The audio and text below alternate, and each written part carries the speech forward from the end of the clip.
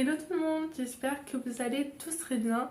Moi ça va super bien et aujourd'hui on se retrouve pour une nouvelle vidéo dans laquelle je vais vous donner mes conseils pour reprendre votre vie en main. Comme vous l'avez pu le voir dans le titre de la vidéo, aujourd'hui je vais vous donner 7 étapes pour que vous soyez plus heureux dans votre vie, tout simplement être plus épanoui. Donc si vous êtes perdu en ce moment dans votre vie et que vous ne savez pas par où commencer, je vous invite à regarder la vidéo jusqu'à la fin. Je vais tout de suite commencer par le premier point. Alors le premier point, c'est faire le point. Prenez le temps de vous poser et de vous dire ok, là il faut que je fasse le point sur la situation. Où est-ce que j'en suis dans ma vie en ce moment? Posez-vous des questions comme est-ce que je suis vraiment heureuse dans ce que je fais? Est-ce que mon quotidien me convient vraiment? Est-ce que je m'épanouis assez dans ma vie en ce moment? C'est toutes ces questions que vous allez vous poser dans votre vie qui vont vous aider à savoir où vous en êtes euh, tout simplement et qui vont vous permettre de changer votre vie. C'est très important de faire le point car si on fait quelque chose dans laquelle on ne s'épanouit pas, on ne pourra jamais être heureux et avancer. Et c'est aussi très important de savoir si on est heureux ou pas parce que ça joue beaucoup sur le mental et si on sait ça, ça nous permet d'avancer encore mieux et on saura par où commencer. Vous pouvez aussi aller voir des professionnels qui pourront mieux vous aider et vous conseiller pour vous poser les bonnes questions. Mais évidemment, c'est pas obligé. Le deuxième point, c'est avoir des objectifs. Pour ma part, c'est super important d'avoir des objectifs parce que c'est ce qui va nous motiver à nous lever le matin, à avancer, mais il ne faut pas que vous fixez des objectifs inatteignables parce que sinon après vous allez être déçus et vous allez être démotivés. Vos objectifs doivent être un minimum réalistes et surtout en fonction de votre énergie et de vos envies. Je ne sais pas si vous m'avez comprise. Moi, je vous conseille de noter vos objectifs sur une feuille ou sur un carnet et de l'avoir toujours auprès de vous. Comme ça, vous pourrez checker tout le temps vos objectifs en fait, pour ne pas oublier de les faire. Et donc, croyez en vous, croyez en vos rêves, vous verrez que vous y arriverez. Hein.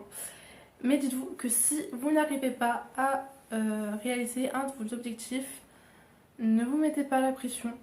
Dites-vous qu'il y aura d'autres occasions qui se présenteront à vous, même si c'était pas du coup à la hauteur de vos attentes.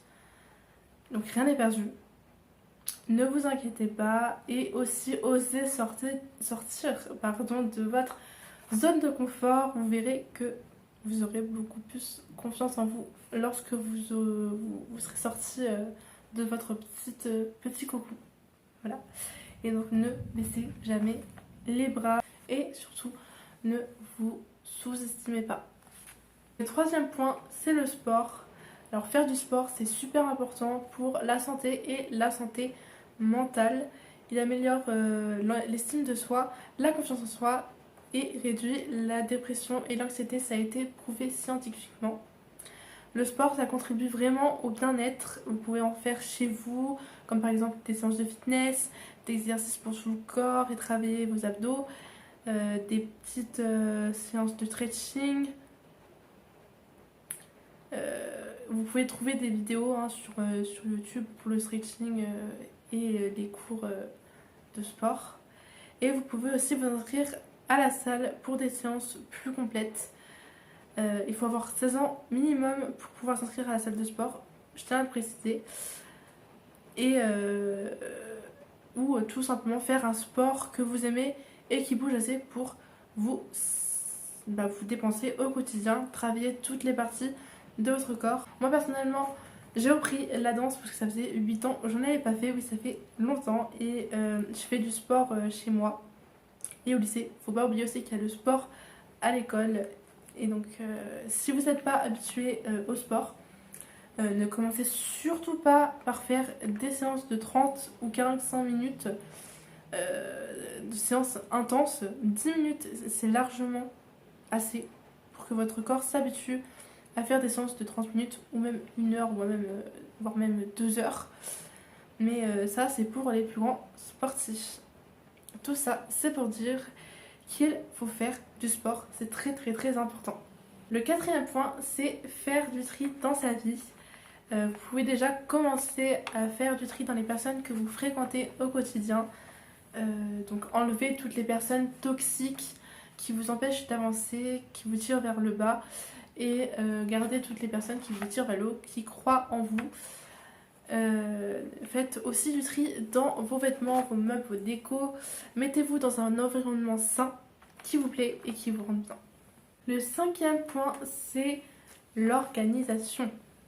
S'organiser, ça aide beaucoup pour ne pas être perdu, pour savoir ce qu'on a à faire, parce que quand on est perdu, on s'en sort pas du tout. Et ça fait gagner énormément de temps, on est plus serein et ça contribue aussi au bien-être.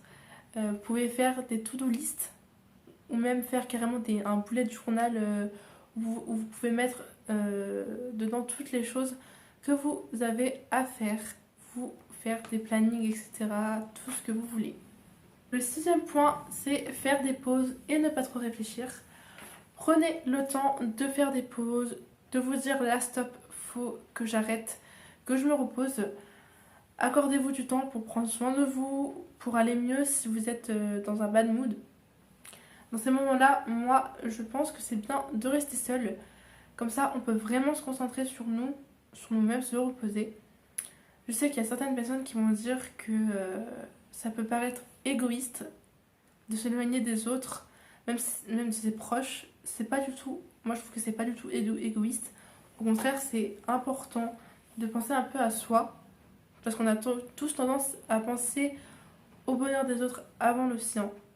Et vers ça, ça nous fait oublier que nous aussi, on a le droit d'être heureux et de se retrouver en fait. Et arrêtez aussi de trop réfléchir, ne vous posez pas 1000 questions, ne doutez pas de vous et de vos capacités, parce que trop penser, c'est pas bon. Alors moi je suis quelqu'un qui overthink beaucoup, qui se prend beaucoup la tête, mais j'essaie de positiver, de voir le verre à moitié plein, parce que c'est la meilleure chose à faire. Positiver, positiver, positiver. Vous verrez que vous irez beaucoup mieux. Foncez, vous n'avez rien à perdre et tout à gagner. Et on arrive au septième point de cette vidéo, c'est faire du journaling. Alors déjà, c'est quoi du journaling, vous allez me dire? Et bien, le journaling, c'est tout simplement écrire vos pensées, écrire ce que vous ressentez, comment vous vous sentez, vos journées. Donc en gros, c'est comme tenir un journal intime, sauf que le journaling, ça doit se faire tous les jours. Vous pouvez très bien avoir un journal intime, ça revient exactement au même. Et mais je vous conseille, moi, de faire du journaling. Moi, je trouve que c'est mieux. Voilà. Ça vous aidera pour votre évolution personnelle et votre santé mentale. Beaucoup.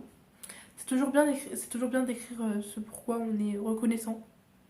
D'écrire ce que l'on ressent, et ça a été prouvé scientifiquement que tenir un journal réduit le stress, l'inquiétude et l'anxiété.